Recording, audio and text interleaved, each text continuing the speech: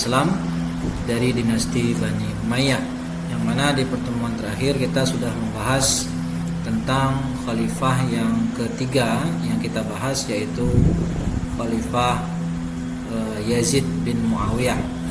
Khalifah kedua yaitu Yazid bin Muawiyah. Maka pada kesempatan kali ini kita masuk ke pembahasan khalifah yang ketiga, yaitu Al-Walid bin Abdul Malik. Nah, sebelumnya ya, jadi setelah Yazid di perang Harrah, ya, yang di perang Harrah ini yang terjadi pada tahun 63 Hijriah. Setelah peristiwa perang Harrah itu nanti Yazid kembali berseteru dengan salah seorang sahabat mulia yang bernama Ibnu Zubair atau Abdullah bin Zubair di tahun 64 Hijriah. Nah, di sana setelah mengepung kota Madinah, setelah menaklukkan kota Madinah dan kembali menggabungkan Madinah kepada Umayyah, itu Yazid kembali berseteru dengan Ibnu Abbas di kota Mekah, yang mana saat itu Ibnu Zubair saat itu sudah ya diproklamirkan sebagai khalifah di wilayah Hijaz. Nah, singkat cerita ya, Ibnu Zubair masih bisa bertahan dari serangan Yazid sampai Yazid meninggal. Jadi Yazid meninggal tahun 64 Hijriah dan dia masih belum berhasil untuk menaklukkan Ibnu Zubair ya radhiyallahu taala anhu. Jadi setelah Yazid wafat, maka yang menggantikan posisi beliau adalah Muawiyah bin Yazid, anaknya. Kan tetapi kepemimpinan Muawiyah bin Yazid tidak berlangsung lama dan beliau juga akhirnya meninggal.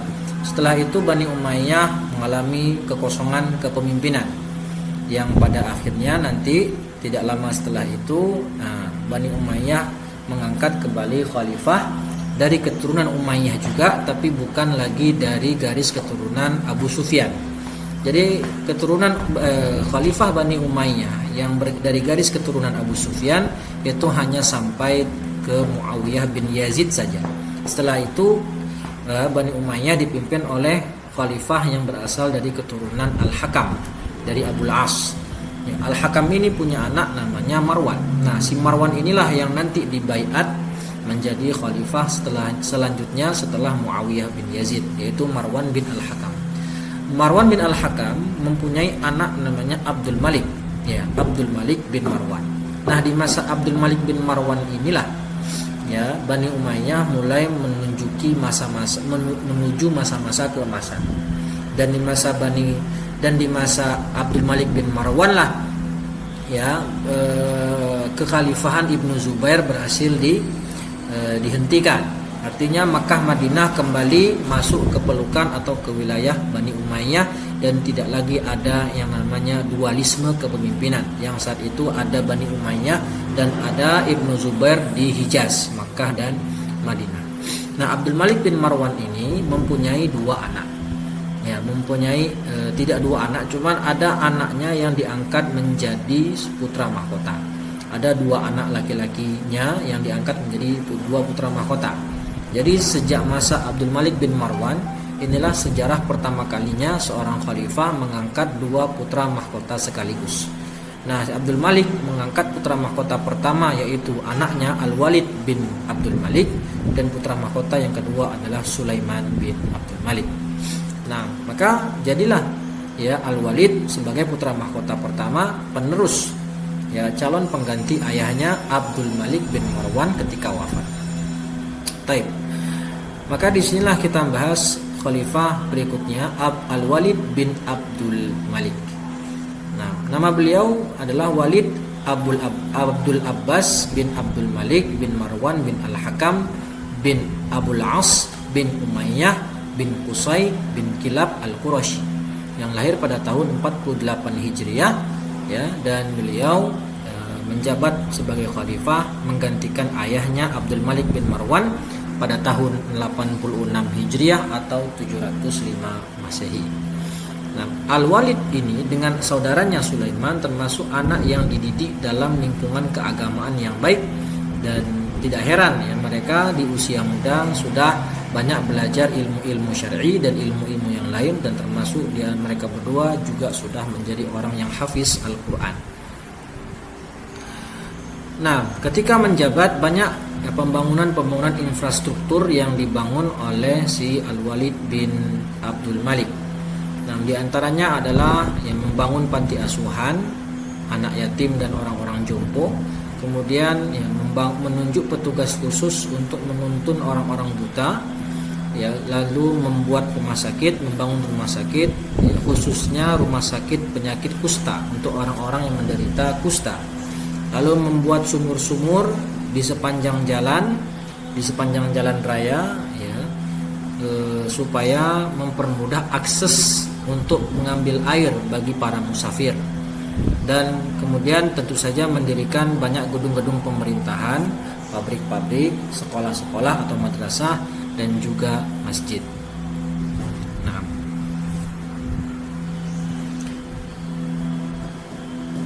Nah, di antara karya masterpiece-nya Al-Walid bin Abdul Malik, yaitu beliau mempunyai sebuah mega proyek, ya, yang dibangun selama 10 tahun, yaitu selama usia masa kepemimpinannya, yaitu dia membangun Masjid Agung Damaskus atau Masjid Jami' Al-Umawi yang membutuhkan dana yang sangat tidak sedikit, yaitu kira-kira menelan biaya 11.200.000 dinar kala itu.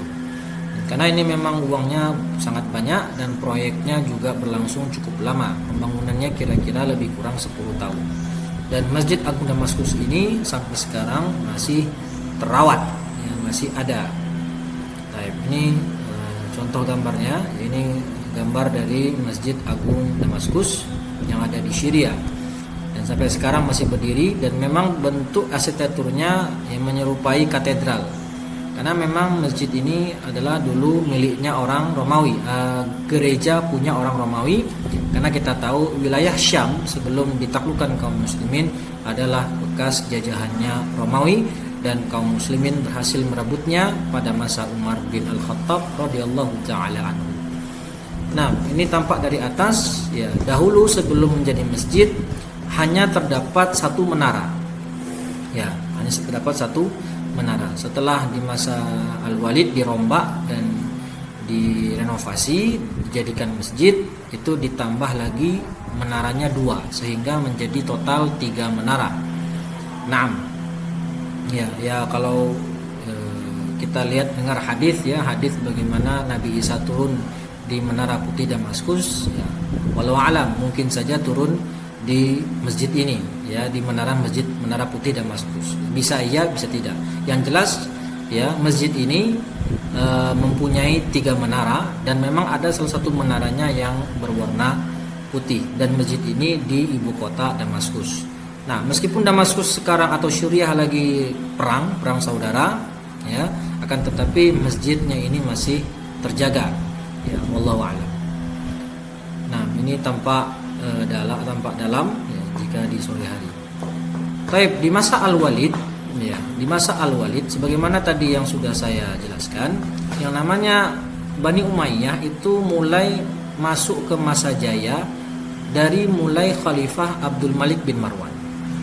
Setelah itu terus, ya, dan nanti puncak kejayaan diperoleh pada masa Umar bin Abdul Aziz.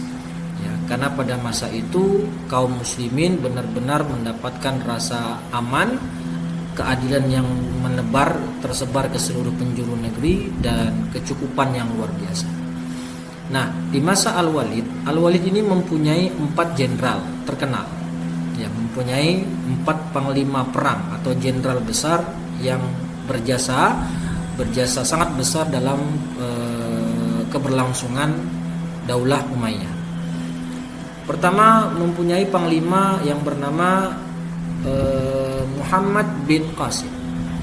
Muhammad bin Qasim ini diutus untuk menaklukkan wilayah Hindustan, ya, wilayah Sind dan Nepal, ya, jadi India sana lah, gitu, ya. Lalu mempunyai lagi namanya Qutaibah bin Muslim. Qutaibah ini diutus untuk menaklukkan negeri, ya, di seberang sungai Dajlah. Ada Turki, ada Syaz, Farghanah, Bukhara, dan Samarkand dan sekitarnya. Nah, kemudian ada lagi dua jenderal, ya, Musa bin Nusair dan Tariq bin Ziyad. Tariq bin Ziyad adalah mantan budaknya Musa bin Nusair, ya, yang diutus untuk menaklukkan wilayah Andalusia Spanyol pada tahun 86 Hijriah. Nah, ya, yang hebatnya di sini Musa bin Nusair saat itu sudah usianya cukup tua, sekitar 71 tahun. Ya, akan tetapi ya, ketika Allah berkehendak maka apapun bisa terjadi, dan memang saat itu kaum muslimin berada pada masa jayanya, ya, dekat dengan Al-Qur'an, ya, dan layak untuk diberikan kemenangan. Sehingga ketika kaum muslimin pada saat itu hanya berjumlah lebih kurang 20 ribuan orang berhasil menaklukkan Andalusia.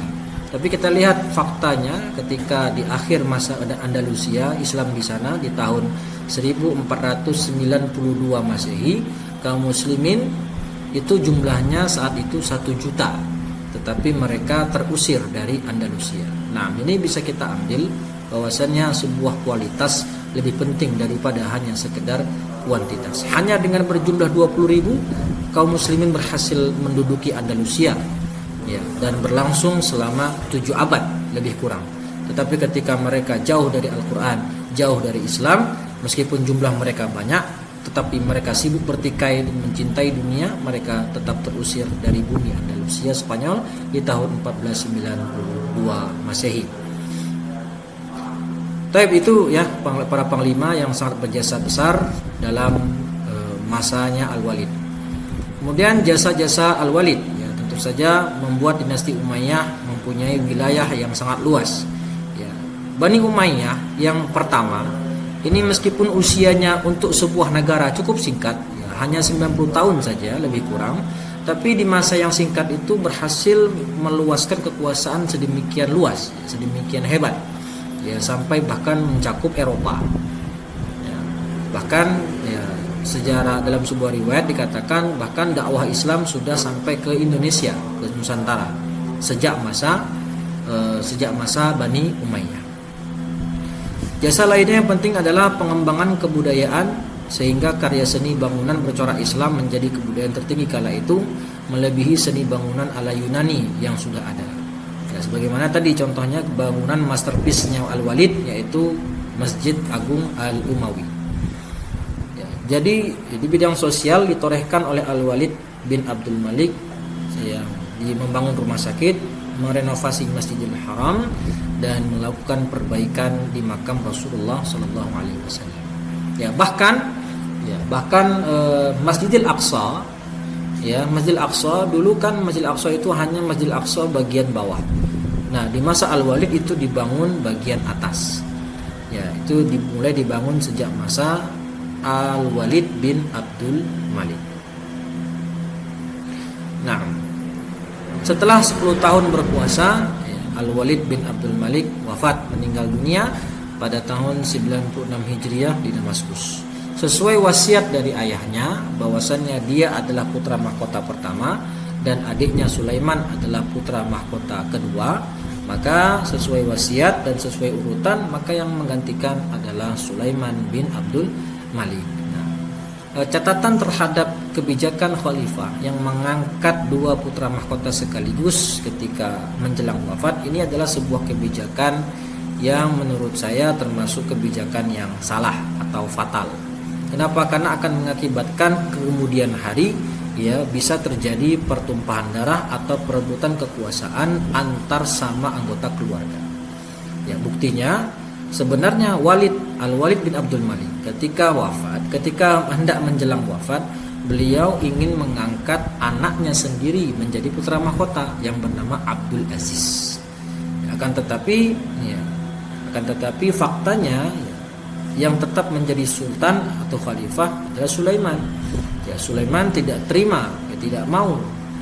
Ya, dia mengalah kepada anaknya Al-Walid karena memang dialah pewaris tahta yang sah sesuai amanah dari bapaknya, yaitu Abdul Malik bin Marwan. Sehingga ketika Sulaiman naik menjadi khalifah menggantikan Al-Walid kakaknya, banyak jenderal-jenderal yang tadi itu tidak setuju. Ya, bahkan ada Al-Hajjaj sendiri, ya. Al-Hajjaj sendiri itu tidak setuju dengan naiknya si Sulaiman menjadi khalifah.